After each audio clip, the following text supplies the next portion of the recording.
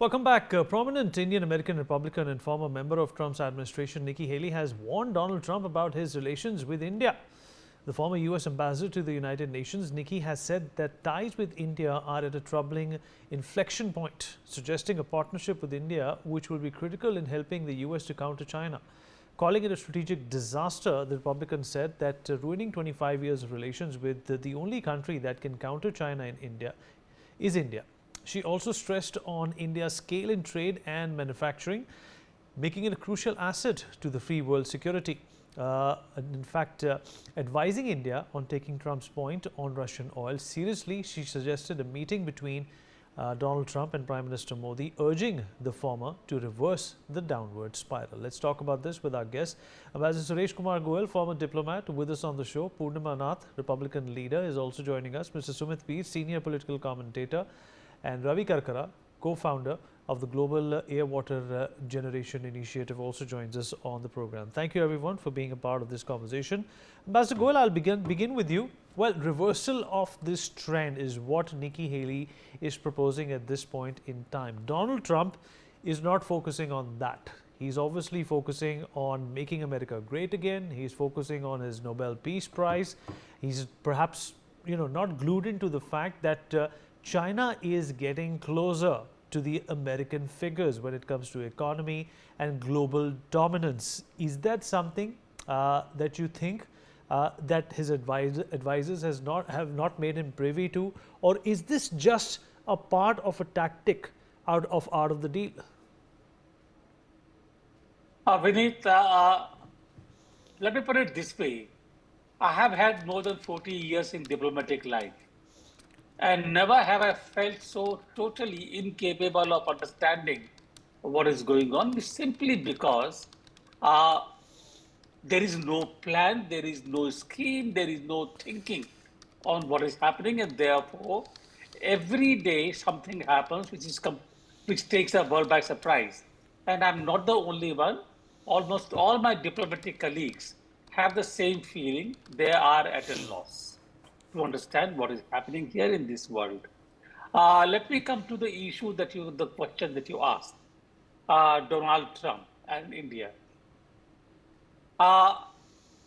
Knowing that Donald Trump is mercurial, volatile, when I use these words when he got elected as a president, I was corrected to use the word temperamental.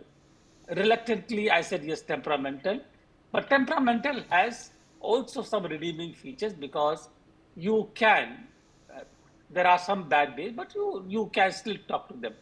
In this particular case, I don't think it's either the country's agenda or the Republic agenda or anything at all, really. It is something that President now, Trump, who will not be the president after 3.5 years, has got into his head. It is not just basically China, India, Russia, or anything at all.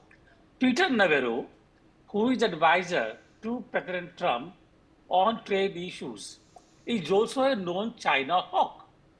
He actually, if you look at his previous writings, which he wrote rather dishonestly under the name Bonaran or something, it was actually a kind of Navarro acronym. Even at that time, you look at his writing, he was so rabidly against China. Therefore, I don't think it is China factor. But I think President Trump has got in his head that he can do a deal with China. And I said even at that time that if Trump, not President Trump, if Trump thinks that he can do a deal with China, all the scheme that we have been operating on for the last 25 years will come unraveled. And I think that is happening. But I'm not quite sure whether after a week or 2 weeks, Trump will not have another idea again. Look at Ukraine, what happened in Ukraine. Simplistic thinking, he thought that if he's able to say that, all right, we can give security guarantees to Ukraine, there can be a deal between Ukraine and Russia. It was not as simple as that. Europe has to be in the picture. See what Europe wants. And Europe was there in the meeting and they have got really, uh, even though President Trump said, all right, you buy the weapons and I will provide the weapons. He thought that he had a double-edged sword, a win and win situation. It's not working out again. Therefore, let us wait and see. But in the meantime, I will again say what I was saying yesterday. We have to assume that for the next 3.5 years, we have to deal with a president who himself does not know which way he needs to go.